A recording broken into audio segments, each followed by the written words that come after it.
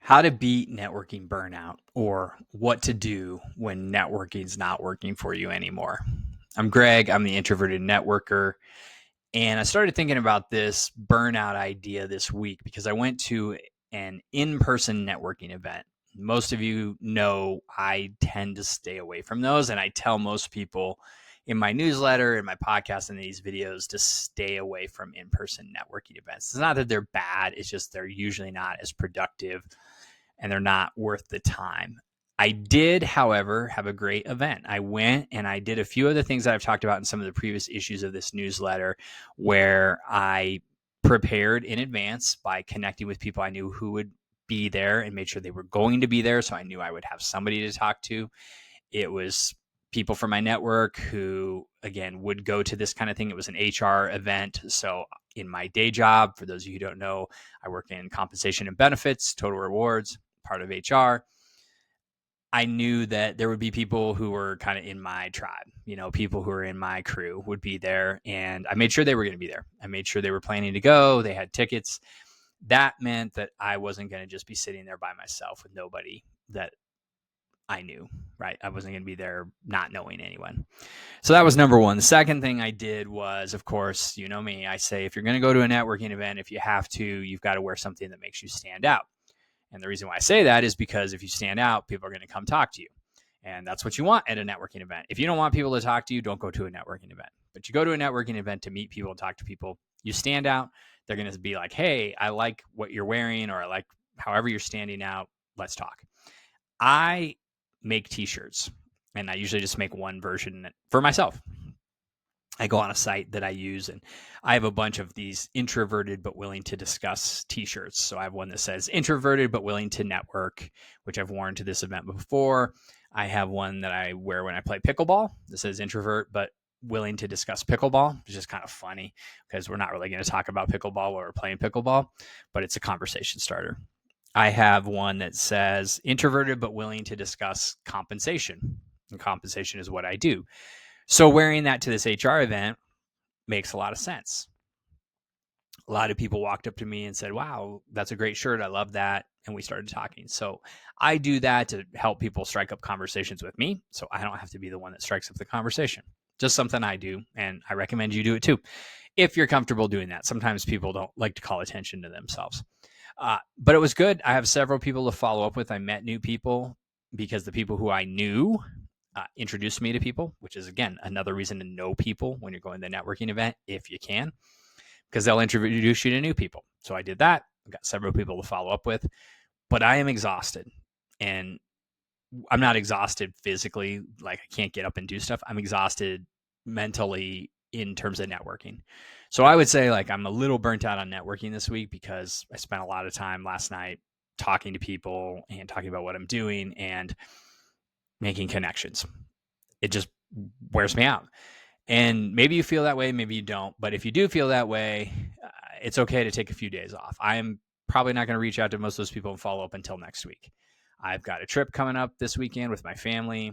I'm going to take a couple days. I'm going to recharge emotionally, mentally, and come back next week, and I'll hit the follow-up trail and start getting back in touch with those people and setting up follow-up conversations. And it made me just think sometimes networking can burn you out. You can wear out from trying to connect with people and have conversations and give to people and, get introduced to people and just following the cycle. You can wear out, you can burn out from that. And if you burn out from that, it means you're not going to do it anymore. Like, usually when we burn out from something, we just stop doing it. If you do that, it's going to be really hard to get started again. You're going to lose a lot of momentum. So how do you deal with that burnout in a way that makes it so you can continue to network? You can find a way to fit it into your schedule. You can do it in a way that's not overwhelming. And there's a couple things I can think of when you would be kind of burning out on networking. And one of them is, let's say you're having success reaching out to people, you're sending messages to people you already know, people who are your dormant ties, and they're like, yeah, let's get together and have a conversation.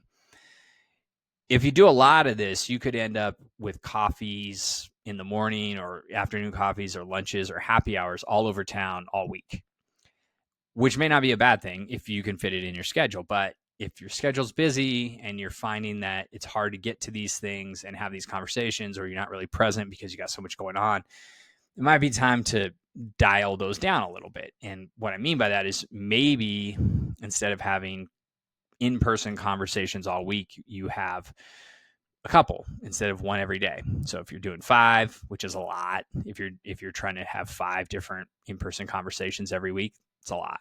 I'll tell you that. If you're trying to find a job, maybe that's what you need to do.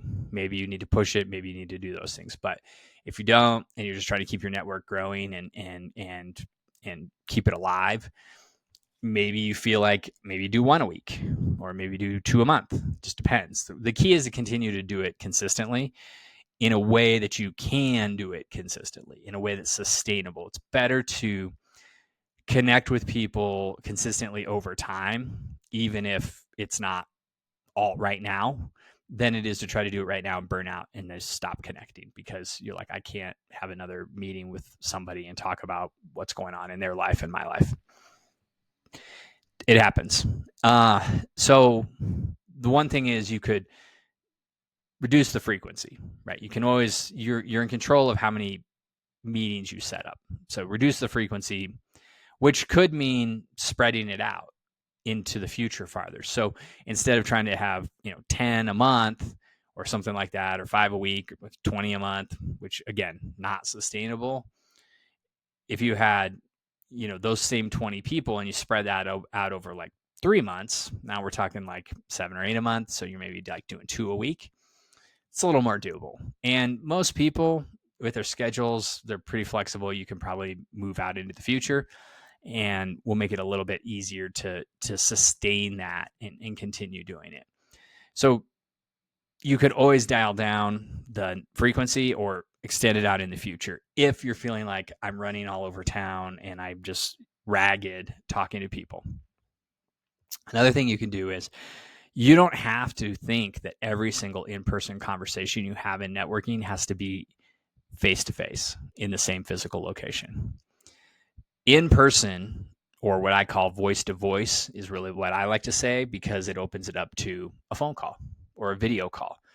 We have tons of ways to talk to each other. It doesn't require us to be in the same geographic location. Even if the people are in town and you could get together, just have the phone call. It opens up so many more possibilities because you don't have to have a location picked out. You don't have to drive to wherever it is. Sometimes it's halfway in between wherever you and the other person are. So it takes time to drive there. You got to park, you go in, you have coffee, you got to go get your car, then you go back to, your house or back to work or wherever. And you're feeling like, wow, that was a lot of time out of my day. I can't really afford to do that. Have the phone call. And it doesn't even have to be like an hour phone call. You can be, but you can have a 30-minute phone call. That's enough time to talk about the other person, find out what's going on with them, find out how you can help them. If they want to help you, you can tell them how you're really easy to help. And you can go from there. That's a really good way to reduce the time commitment so it makes it a little more manageable. Now, I would always say you're going to be able to develop deeper conversations in person, but it's a balance, right? Because if trying to get together is too hard, and again, trying to get together in person, maybe it's just hard geographically.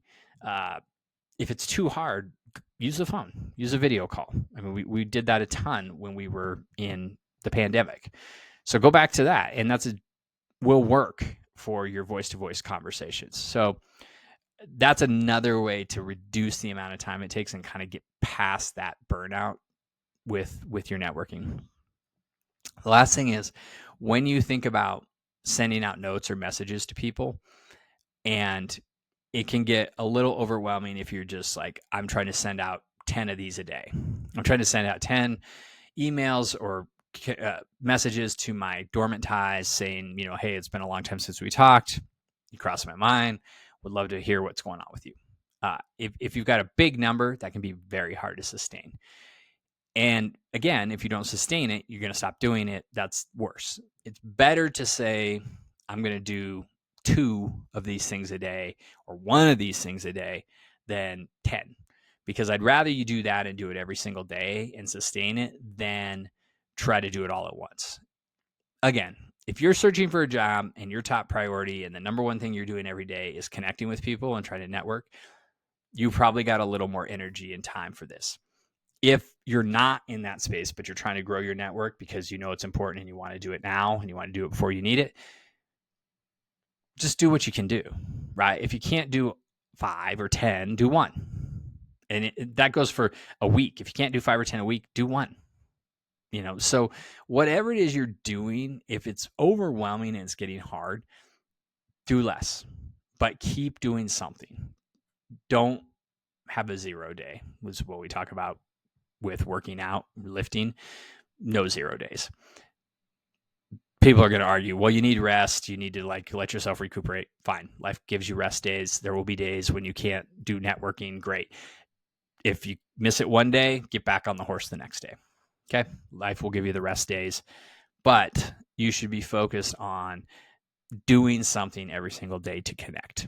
And I'll tell you, even if you can't send a message to somebody, go on somebody's LinkedIn post and leave a comment.